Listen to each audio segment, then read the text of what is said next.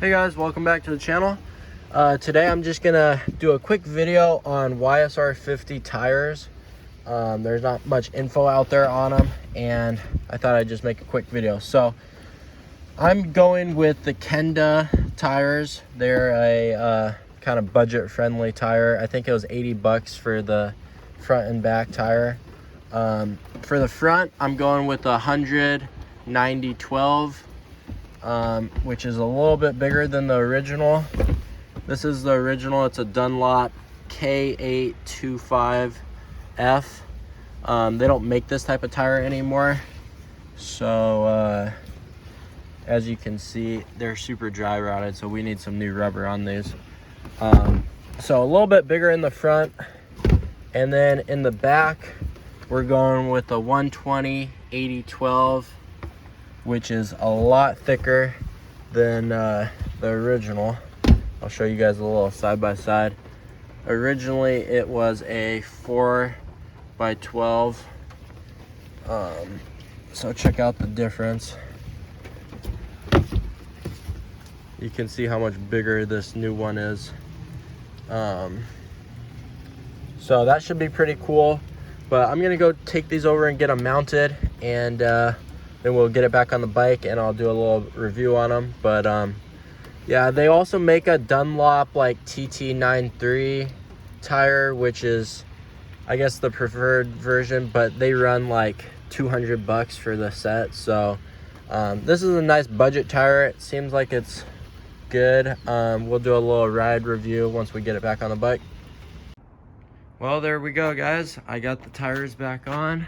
Took it for a little test spin yesterday, and I gotta say, these new Kenda tires are pretty good for being only like 80 bucks for the pair. I think they are very nice tires, pretty grippy, and I think they do just fine for someone who's just wanting to get some replacement tires for their YSR, and just planning on riding around the neighborhood and stuff. These for sure are good enough. Pretty easy job. I got mine mounted at just a local motorcycle dealer, just so I didn't mess up the rims or anything.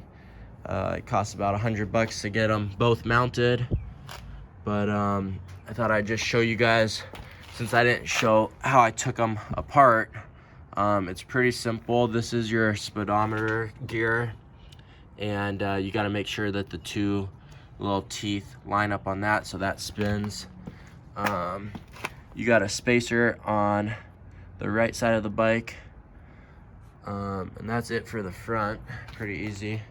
When you take off the caliper, you might have to crack this banjo bolt down here to spread apart the brake pads to get it back on. That's what I had to do on mine. And then coming in the back, there's a couple things you got to take that off.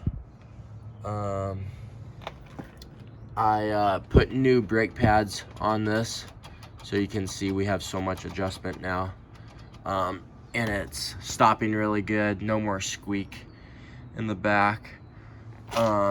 You have a spacer that goes right there. You want to make sure that you have the big end facing in towards the hub, but there's a spacer right there, and there is a smaller spacer that goes kind of in the seal right there also. I have my chain tensioned on number 3. You can see the slot. There's a little marking right there. You want to make sure it's balanced on both sides. Chain is a little bit tight, but that's fine.